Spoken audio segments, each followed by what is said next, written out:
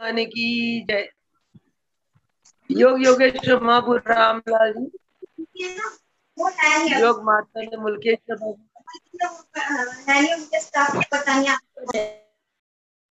रानादार सतरूप देवीदयाल महाराज जी की कृपा करुणा आशीर्वाद से सत्संग आरंभ करते हैं। और इस सत्संग में आज प्रभु जी की कृपा से प्रभु जी वही कुछ चर्चा करवाएंगे जिन चर्चाओं से हम बच्चों का कल्याण हो, हम बच्चों को ऐसी ज्ञान की प्राप्ति हो कि जिस ज्ञान को प्राप्त करके हम इस संसार में रहते हुए कमल की पत्ते की तरह निर्लेप रहे।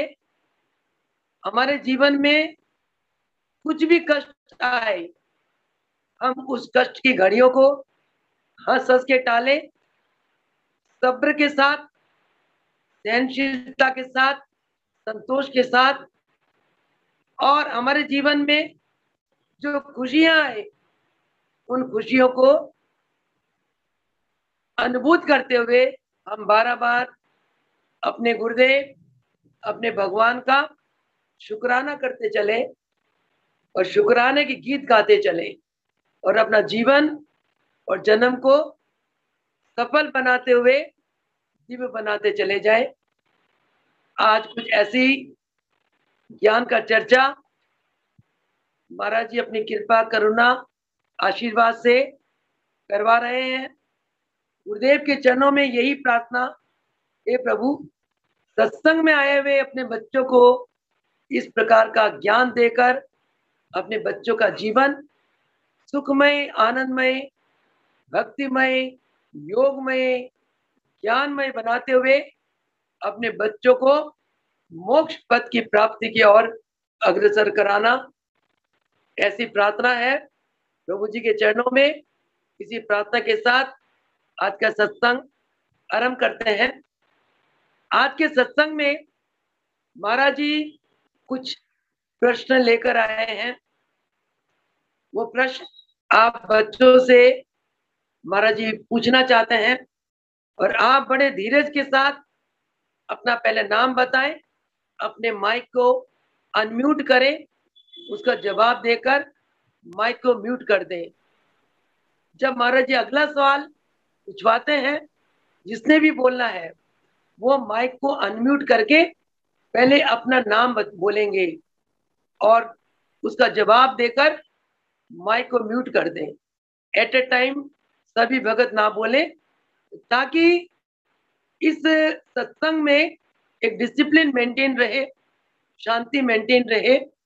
जितना सत्संग में शांति और अनुशासन रहेगा उतना ही सत्संग का हमें लाभ मिलेगा। सत्संग का मतलब क्या है? सत्संग का मतलब सत्य का संग। सत्य क्या है? सत्य आत्मा है, सत्य परमात्मा है, बाकी सब असत है। सत्य क्या है? कि जो ज्ञान सदा के लिए है, जिस संग में, सत्संग किसको कहते हैं? जिस संग में हमें आत्म ज्ञान होता है, जिस संग में हमें गुरु का प्रेम मिलता है, जिस संग में हमें गुरु की महिमा सुनने को मिलता है, जिस संग में हमें गुरु की एक महानता, जिस संग में हम गुरु की महानता को महसूस करते हैं, जिस संग में हम गुरु के ज्ञान की चर्चा करते हैं, उसे सत्संग कहते हैं। सत्संग, गुरु का संग, सत्संग का मतलब गुरु का संग। दूसरा सत्संग क्या है? अपनी आत्मा का संग। तीसरा सत्संग क्या है? अच्छे ग्रंथों का संग। चौथा सत्संग क्या है? गुरु के प्रेमियों का संग। इसको कहते हैं सत्संग। इसी उद्देश्य से, यानी कि अपने आत्म ज्ञान को बढ़ाने के लिए, भगवान को प्राप्त करने के लिए, भगवान के प्राप्ति के मार्ग में आगे बढ़ने के लिए और प्रभु प्रेम की भक्ति गीत गाते हुए प्रभु प्रेम को अनुभूत करने के लिए प्रभु जी ने जूम ऐप के अंदर ये सत्संग का कार्यक्रम रखवाया और पिछले 1.25 साल से ये कार्यक्रम चल रहा है। तो इस कार्यक्रम को बहुत बधाई हो, प्रभु जी के चरणों का बहुत शुक्राना है जिन्होंने इस सत्संग के कार्यक्रम का आरंभ करवाया है। तो गुरु जी को चरणों में बारंबार इस बात के लिए शुक्राना, उनके चरणों में बारंबार प्रणाम। तो आज के सत्संग में महाराज जी सबसे पहले ये सवाल करते हैं कि आप बताइए कि जीव कौन है, जीव क्या है, जीव किसका अंश है? कोई भी बोले, पहले नाम बोले शकुंतला। और इसका जवाब दे। ईश्वर अंश जीव अविनाशी, ईश्वर का अंश है जीव। जैसे अपना नाम बोलिए कृपा करके। शकुंतला। आपको बार बार कहा जा रहा है, पहले नाम बोलिए उसके हाँ जी बाद। बोल रही हूँ। मेरा नाम शकुंतला है, सहारनपुर से। तो जीव ईश्वर का अविनाशी अंश है। शकुंतला जी आप बताइए, अगर जीव ईश्वर का अविनाशी अंश है तो जीव के अंदर कौन से गुण, कौन सी शक्तियां होनी चाहिए? जो ईश्वर के अंदर, जैसे ईश्वर बिल्कुल नाश रहित है, प्रेम स्वरूप है, ऊंचा अनंत स्वरूप बोलिए, है। ऊंचा बोलिए, ऊंचा बोलिए। जो ईश्वर के गुण हैं, जो ईश्वर के अंदर हम क्वालिटीज हैं, वही हमारी आत्मा के अंदर है। और वो अगर नहीं है तो वो हम मतलब अपनी आत्मा में स्थित नहीं है। अगर वो क्वालिटीज हमारे अंदर।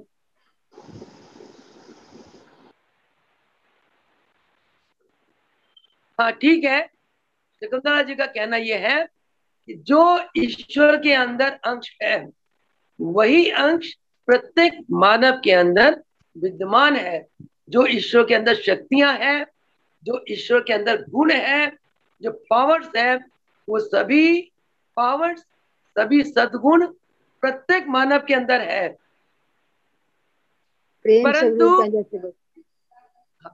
मानव के अंदर ये सभी गुण है, ये सही बात है। प्रत्येक मानव को क्या चाहिए? इन दिलाने शक्तियों का, इन गुणों का अनुभूत दिलाने। करना। प्रत्येक मानव को चाहिए इन शक्तियों का, इन गुणों का अनुभूत करना। परंतु मानव इन शक्तियों का, इन गुणों का अनुभूत नहीं करता। चलो अगला जैसे प्रश्न है, अगला प्रश्न है, ईश्वर की सभी गुण में कौन कौन से गुण है, कौन कौन सी शक्तियां ईश्वर के अंदर, बताएं। टॉली अरोड़ा, टॉली अरोड़ा। मतलब महाश्री जी, ईश्वर आनंद स्वरूप है, बहुत प्रेम बढ़िया। के सागर है, दया हाँ के जी, सागर है, वो हाँ जी, सर्वव्यापी है, हाँ अहम जी, से रहित है, हाँ नर्मता जी, है। हाँ जी, अपने पास कोई भी आए, चाहे वो अमीर हो गरीब हो, तो हाँ सबको जी, अपनी शरण में लेते हैं और उसे हाँ प्यार जी, से रखते हैं, उसे हाँ बहुत जी, प्यार देते हैं, अपना जैसा बनाते हैं वो। हाँ जी। बहुत सुंदर, आशीष बहुत सुंदर जी के टॉली चरणों जी, में कोटि कोटि प्रणाम। हाँ, बहुत सुंदर। अब शांत ये स्वरूप है, सभी गुण प्रेम स्वरूप है। ईश्वर के अंदर है। शकुंतला जी का कहना है जो ईश्वर के अंदर सभी गुण है वो जीव के अंदर भी है।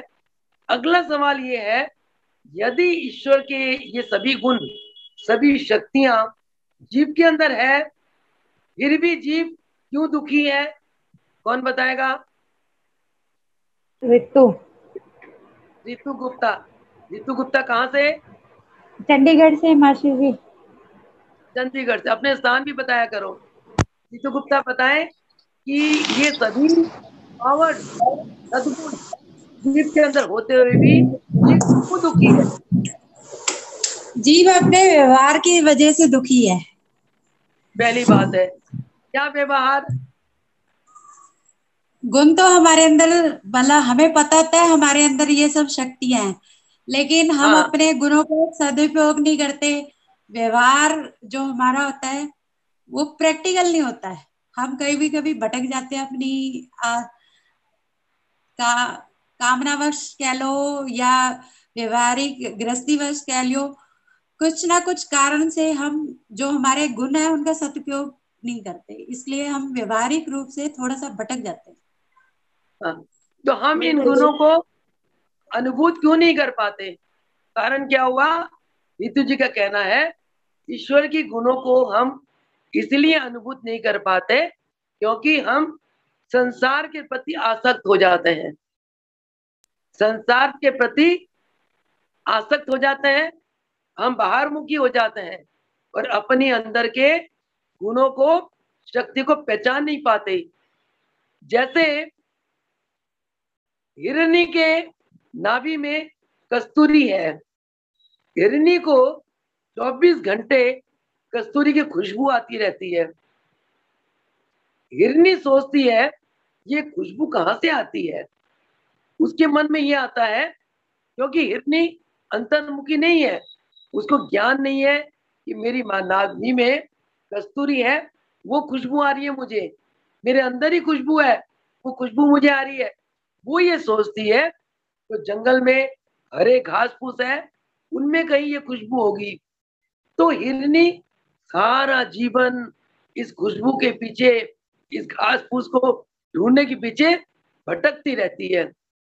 भटकते भटकते सारा जीवन वो बिता देती है और एक दिन जब उसके श्वास का अंत आ जाता है तो काल उसे ग्रस लेता है। उसको कोई ज्ञान कराने वाला नहीं है कि तू क्यों भटक रही है, तेरे नाभि में तो खुशबू है, तू खुशबू बाहर क्यों ढूंढ रही है। सेम हाल मानव का होता है। मानव को ज्ञान ही नहीं कि मेरे अंदर ईश्वर की सोई शक्तियां हैं, मेरे अंदर ईश्वर के सारे गुण हैं।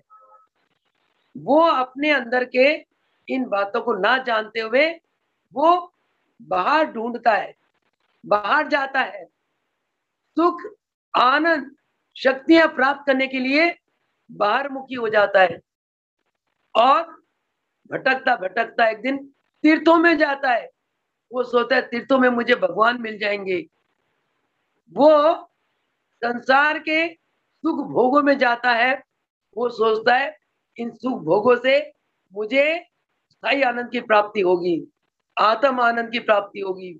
परंतु इस प्रकार वो सारा जीवन भोगों में व्यर्थ कर देता है और जब उसके श्वास पूरे हो जाते हैं तो क्या होता है? काल उसे ग्रस लेता है। ये मानव का हाल होता है। यही दुखों का कारण है। मानव इसलिए दुखी है। तो इन दुखों से मुक्त कौन कराता है? अगला प्रश्न, मानव को इन दुखों से कौन मुक्त कराता है? अगला प्रश्न। सिटी अहमदाबाद से गुरु गुरु ही मानव को सारे दुखों से मुक्त करा सकता है। नाम गुरु बताओ जी। पहले।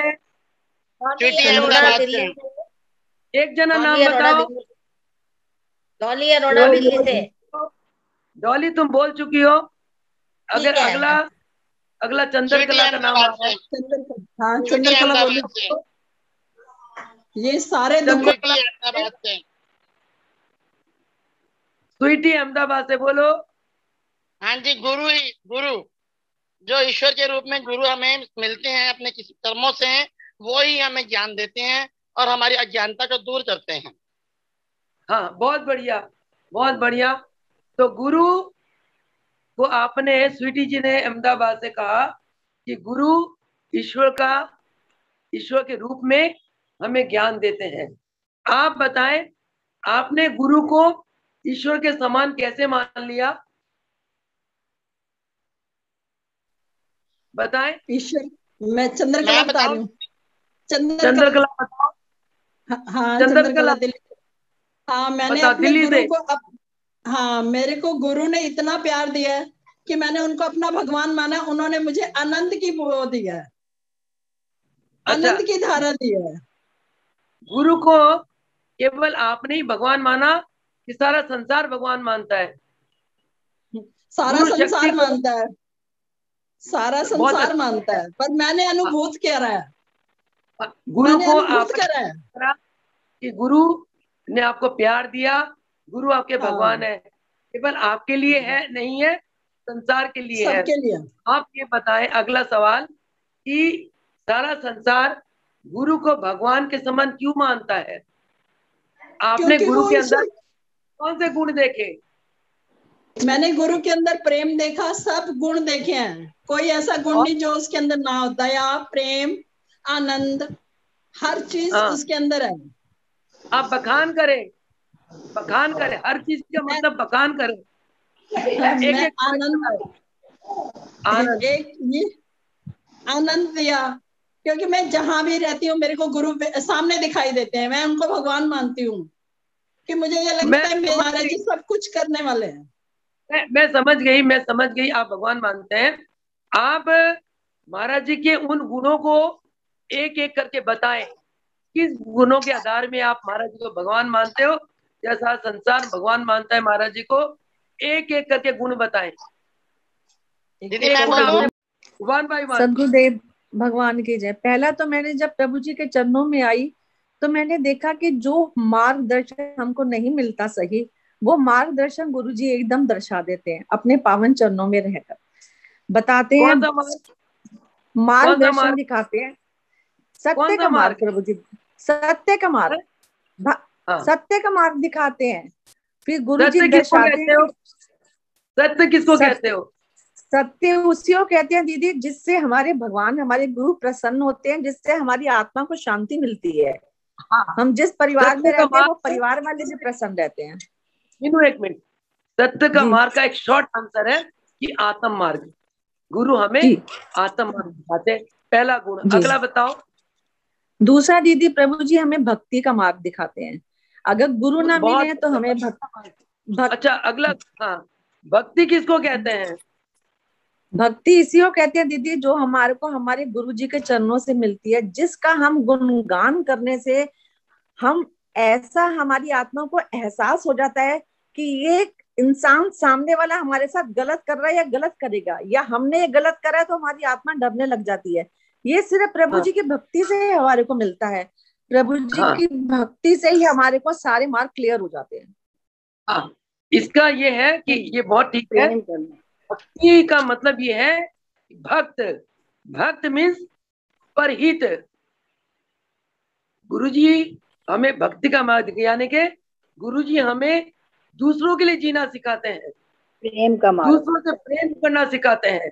भक्ति, वो भक्ति पहले गुरुजी अपने चरणों के प्रति हमारे अंदर पैदा करते हैं। गुरुजी हमें भक्त बनाते हैं। कैसे भक्त बनाते हैं?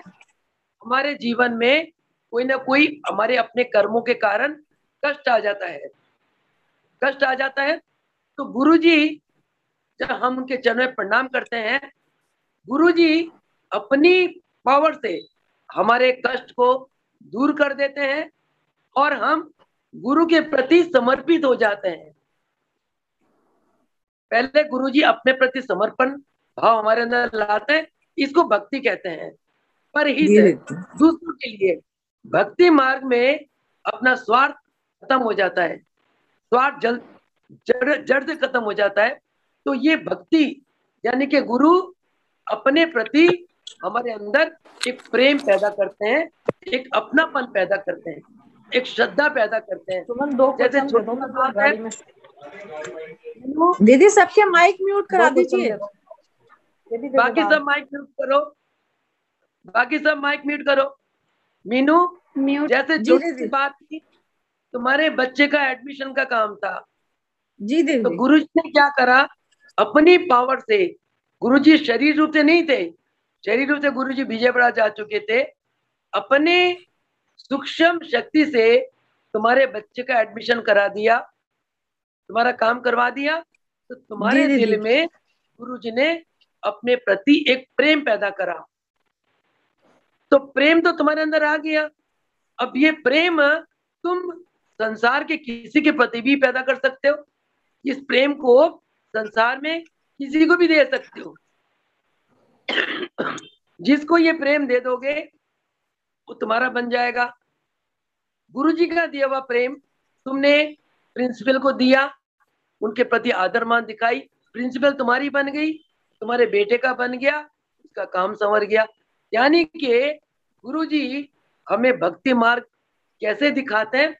गुरु जी हम पे कृपा करके पहले अपने के प्रति प्रेम पैदा करते हैं, श्रद्धा विश्वास।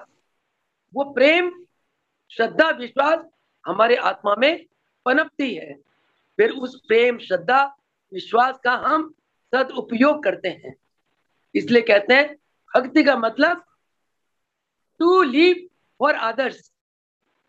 पहले गुरुजी अपने प्रति हमारे अंदर एक एक एक समर्पण भाव दिखाते हैं, पैदा करते हैं। वो समर्पण भाव हम संसार के किसी के प्रति रखेंगे तो वो हमारे बन जाएंगे। इसी प्रकार गुरुजी ने अनेक अनेक लाखों भक्तों के अंदर उनके ऊपर कृपा करके अपने के प्रति उनके हृदय में एक समर्पण भाव पैदा करा। बिनु इस समर्पण भाव का नाम ही भक्ति है, इसका नाम ही भक्ति योग है।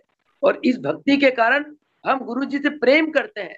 भगवान कहते हैं कि तुम जितना मेरे से प्रेम करते हो उतना मेरे आत्माओं से करो, मेरे प्राणियों से करो, तब तुम मेरे स्वरूप हो।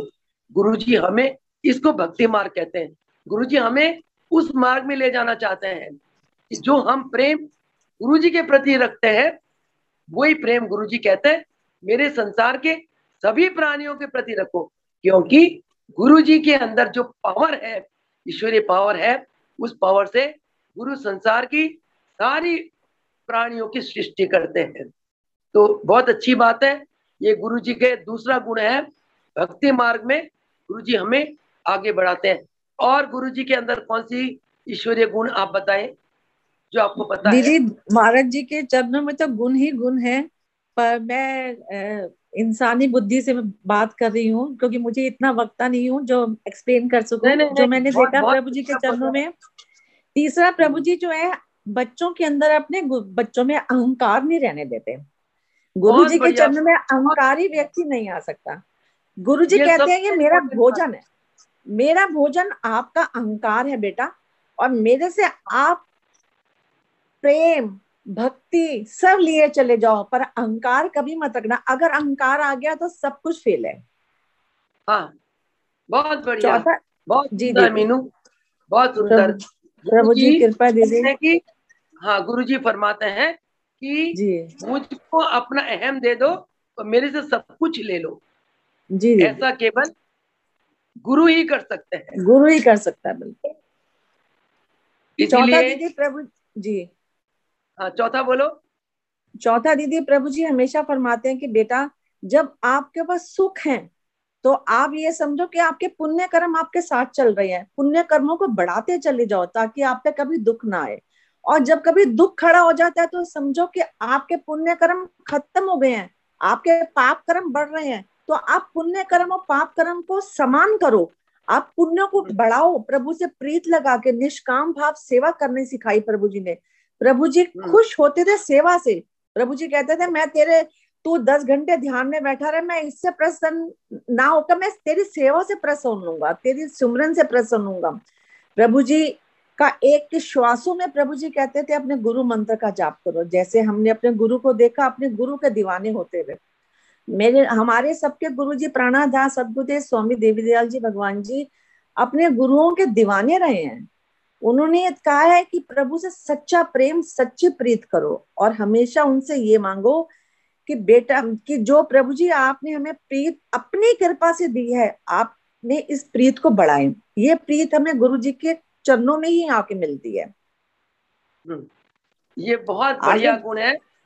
इन्हीं गुणों के कारण गुरु को हम भगवान मानते हैं जी। क्योंकि जो भगवान है वो हमसे बात नहीं करते, वो हमें उपदेश भी नहीं देते, अदृश्य वो, हमें उनसे उनका वात्सल्य भी नहीं मिलता। इसीलिए ये सारे गुण जो ईश्वर के अंदर है, परंतु ईश्वर मौन है। गुरु साकार रूप है ईश्वर का, इसीलिए गुरुदेव को भगवान कहते हैं। तो अगला महाराज जी के प्रश्न है, चरणों में, बहुत महाराज सुंदर जी के मीनू आपने, चरणों में दीदी बहुत दो बढ़िया। तीन और मैं बताना चाहूंगी। महाराज जी के चरणों में दीदी हमें चरित्र मिलता है, सेवा हाँ। मिलती है। प्रभु आपने भेजे हुए वचनों में से है कि प्रभु जी फरमाते थे कि बेटा ईश्वर ने आपको जन्म दे दिया, आत्मा दे दी, उस आत्मा को सुंदर बनाना है आपने, तो आपको गुरु की शरण लेनी पड़ेगी। जब हम गुरु की शरण में आते हैं तो प्रभु जी अपनी कृपा से अपना एक गुण हम पे भी समर्पित कर देते हैं, हमारी आत्मा को शुद्ध करते हैं। जब हमारे सब कुछ यहीं धरा रह जाएगा, सिर्फ हमारे चरित्र, हमारे सुंदर आत्मा ही प्रभु जी के शरण में जाते हैं। बहुत बढ़िया, हमारा वो सभी गुरु चरणों में कटा होता है। और प्रभु जी के चरणों में मैंने प्रभु जी के चरणों में आके देखा, प्रभु जी का एक गुणों में से एक ये भी गुण प्रभु जी को देख के प्रभु जी फरमाते कि बेटा हमें तुम्हारा कुछ नहीं चाहिए, हमें तुम्हारा तो 1 रुपया जिसने दिया उसको क्या समर्पण करेंगे। तो कहते थे मुझे तुम्हारा कुछ नहीं चाहिए। तो गुरु को क्या चाहिए? सिर्फ सुंदर भाव चाहिए भगत के। जब भाव वो भी प्रभु की कृपा से भाव आता है, तो प्रभु अपने गुण एक इंसान में, बच्चों में, भगत में ये भी भरता है कि वो ईश्वर की कृपा से उसके अंदर भाव भरता है। अगर भाव आ जाएंगे गुरु की कृपा से, तो प्रभु जी के चरणों की जो कृपा है हमारे को दिन रात बरसती है। बहुत सुंदर, क्योंकि ये एक बहुत महान गुण है गुरु के अंदर कि गुरुदेव भगत के अंदर भाव पैदा करते हैं। कबीर ने कहा, एक कवि ने कहा, भगवान क्या कहते हैं भगत को, भाव का भूखा हूं मैं, भाव ही एक सार है, भाव से मुझको भजे तो उसका बेड़ा पार है। अन्न धन वस्त्र भूषण कुछ ना मुझे चाहिए, भाव से एक फूल भी चढ़ा दो तो मुझे स्वीकार हो। आप मेरे हो, मैं आपका हो जाऊं, इससे आपका बेड़ा पार है, इसके आगे मुझे कुछ नहीं चाहिए। भगवान ने दुर्योधन के 56 भोजन त्याग दिए, विदुर का साग, रूखा सूखा साग भगवान ने ग्रहण कर लिया। प्रभु जी की एक भक्तनी, जो चांदपुर की भक्तनी, वो प्रभु जी को प्रेम से भोग लगाती थी। दूध का गिलास में से सारा दूध खत्म हो जाता था।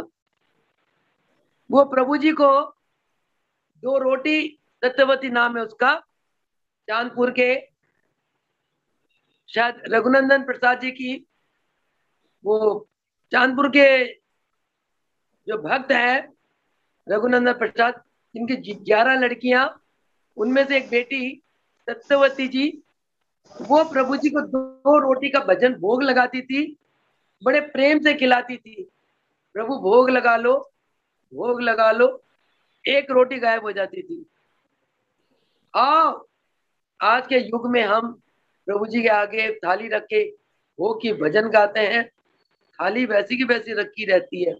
ये भाव का है, भगवान को ये भाव, भगत के अंदर भाव सदगुरु भरते हैं, और भाव से ही भगत भगवान का बन जाता है, भगवान भगत का बन जाता है। तो मीनू, गुरुदेव का जो लास्ट ईश्वरीय गुण क्या है? गुरु जीव को ब्रह्म से मिलाते हैं। इसका मतलब क्या हुआ, कौन बताएगा? गुरु जीव को ब्रह्म से मिलाते हैं, ये अगला प्रश्न है। कौन बोलेगा? मीनू, बहुत बहुत शुक्रिया, आपने बहुत अच्छा बोला। प्रभु कृपा बनी रहे। प्रभु जी आप माइक को म्यूट कर दो। अगला सवाल है, गुरु जीव को ब्रह्म से मिलाते हैं। मैं राका बोल रही हूँ मेरठ से। हाँ, बाकी म्यूट कर दे। राका मेरठ से बोले। अच्छा, जय श्री प्रभु जी, गुरु के चरणों में जय श्री प्रभु जी की। हम प्रभु जी के ऐसे जीव बंदे हैं जो अपनी ही आत्मा से प्रभु जी को अपने प्रेम भाव में उनको समर्पण होकर उन्हीं के रूप को हम अपने आत्मा में उतार कर अपने परमात्मा रूप में उनके जब दर्शन करते हैं, वो हमारी आत्मा परमात्मा, जीव और आत्मा का मिलन होता है। तो हमारी जो आत्मा है जब हमारे पूरी समर्पित हो जाती है, हमें कोई इधर या उधर दुनिया का किसी भी भेदभाव का हमें कोई पता नहीं रहता, और हम उसमें बिल्कुल ही अच्छी तरह प्रेम में डूब जाते हैं। हमारी आत्मा उसमें इतनी लिप्त हो जाती है कि हमें किसी और चीज की कोई धारणा नहीं रहती, कोई हमें अनुभव नहीं रहता। अगर हम उसमें बीच में लिप्त हो गए, समझो वही हमारे लिए आत्मा और जीवात्मा है। वही गुरुदेव की शक्ति है जो हमें इस अनुभूति को हमारे अंदर उतारती है, और हम अपने कर्मों से, अपने प्रेम के कारण ही इसको अनुभव कर सकते। कोई दूसरा अनुभव नहीं करा सकता, ना ही कोई कर सकता इसके अतिरिक्त। बहुत सुंदर है, बहुत सुंदर है। इसमें मैं एक शब्द और ऐड कर देती हूँ कि जब हम गुरु के प्रेम में विभोर हो जाते हैं, हमें सिवाय गुरु के स्वरूप के और कुछ नजर नहीं आता। यानी कि हमारा मन गुरु के दिव्य स्वरूप में लय हो जाता है। गुरु का दिव्य स्वरूप स्थूल स्वरूप से बहुत, जब दिव्य स्वरूप में उनकी कृपा से उनके चरणों में अगाध प्रेम के कारण हमारी वृत्तियां गुरु के स्वरूप में लय हो जाती हैं। हमें संसार का और कुछ नहीं सूझता, वृत्तियां गुरु के स्वरूप में लय हो जाती है। उस समय हमारी वृत्तियां गुरु के स्वरूप के साथ एक हो जाती हैं। उस अवस्था में हमें अपने इस सूक्ष्म स्थूल स्वरूप का कोई भान नहीं होता, और हम अपने आत्म स्वरूप का अनुभूत करने लगते हैं।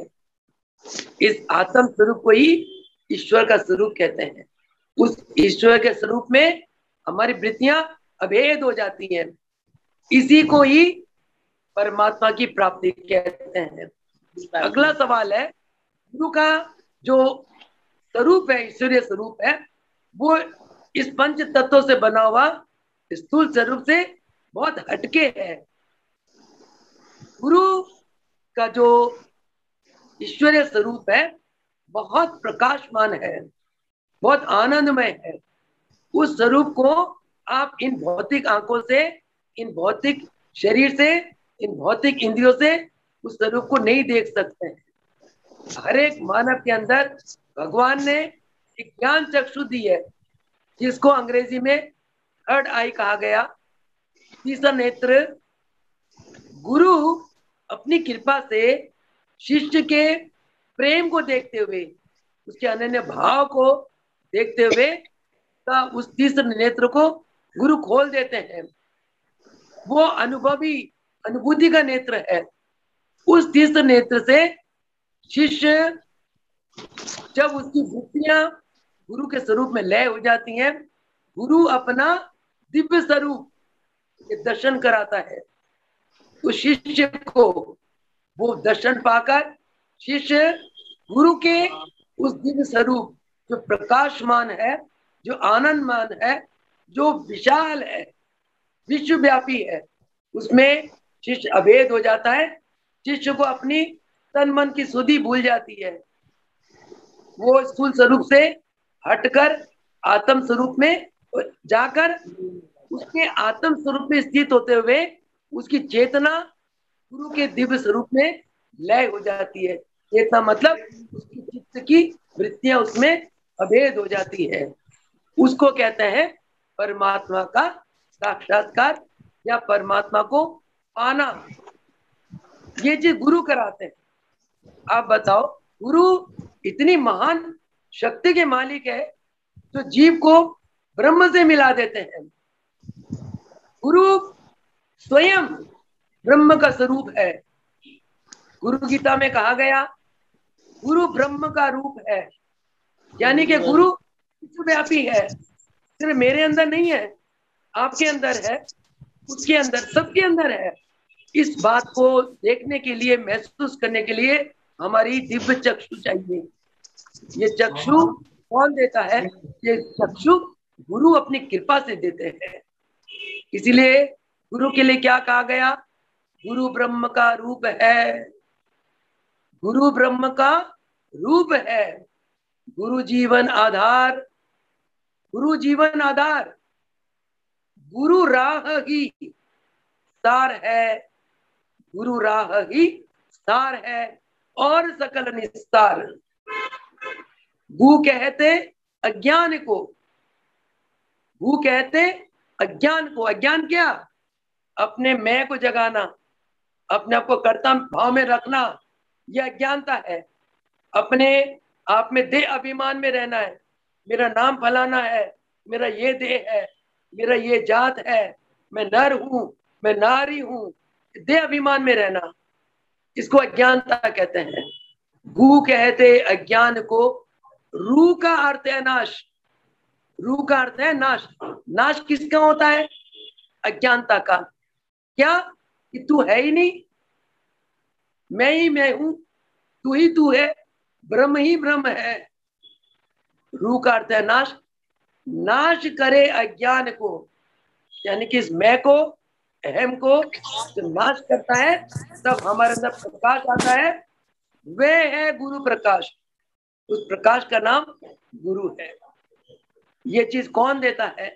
ये चीज गुरु भगवान साकार रूप में देते हैं। गुरु निराकार रूप में भगवान है, साकार रूप में सतगुरु है। तो इसलिए महाराज जी ने क्या फरमाया कि गुरु और भगवान ये दोनों एक ही रूप के दो पहलू है। क्या? गुरु और भगवान ये एक ही रूप के दो पहलू है। एक पहलू साकार है, दूसरा पहलू निराकार है। कहते गुरु ही भगवान है और भगवान ही गुरु है, दोनों एक है। कहते जो दो समझता है उसके लिए वो महा अज्ञानी है। जो गुरु और ब्रह्म को एक समझेगा वही असली ज्ञानी है, वही मेरा भगत है, वही मेरी आत्मा है। जो गुरु और भगवान को अलग समझेगा, कहते तुम फिर तो महाज्ञानी हो, फिर तुम जाओ अपने घर, फिर मेरे पास तुम्हारा कोई काम नहीं। तो कहने का भाव है गुरु महान है, गुरु की शक्ति महान है, गुरु की महिमा महान है। एक शिष्य के लिए गुरु ही जीवन आधार है। गुरु से बढ़कर एक शिष्य के लिए कुछ नहीं। तो इसलिए हमने गुरुदेव के चरणों में पूर्ण रूप से समर्पित, आत्म समर्पित होते हुए हमने गुरुदेव के पूर्ण शिष्य बनना है।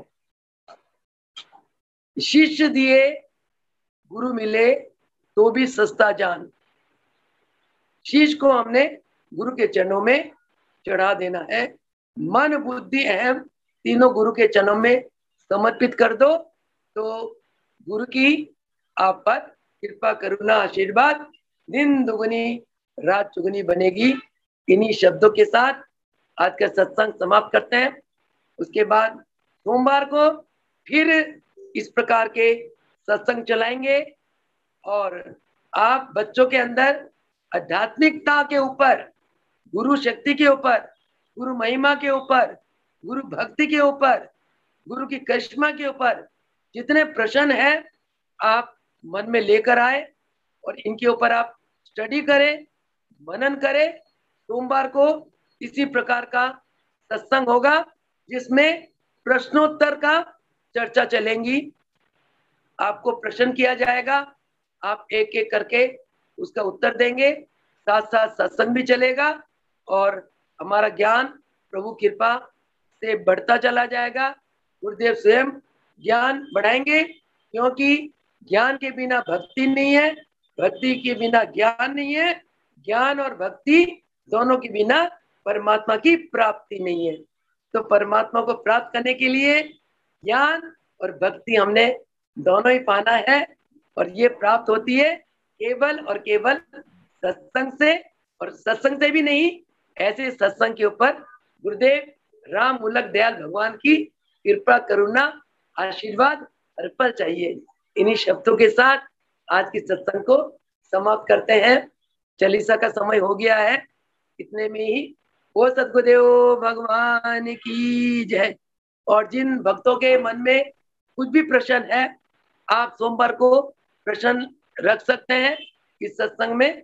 उस प्रश्नों के पर चर्चा चलेंगी। कुछ इधर की तरफ से प्रभु जी की तरफ से प्रश्न होंगे, आप उनके जवाब देंगे।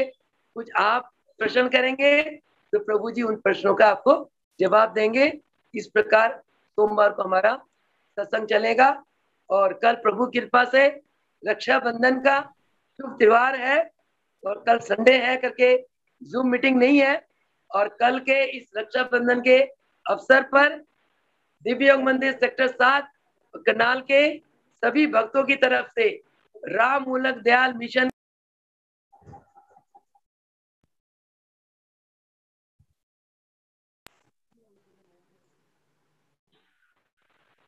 राम मूलक दयाल मिशन के सभी भक्तों की तरफ से आप सभी भक्तों को हार्दिक हार्दिक शुभकामनाएं।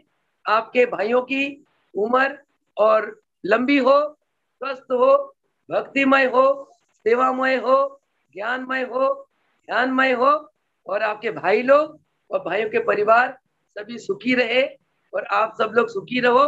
इसी शुभकामनाओं के साथ आज के सत्संग को विराम देते हैं। बोल सकुदेव भगवान की जय। बोले योगेश्वर महाप्रभु रामलाल जी की जय हो। भगवान की जय हो। देवलाल भगवान की जय हो। जय हो।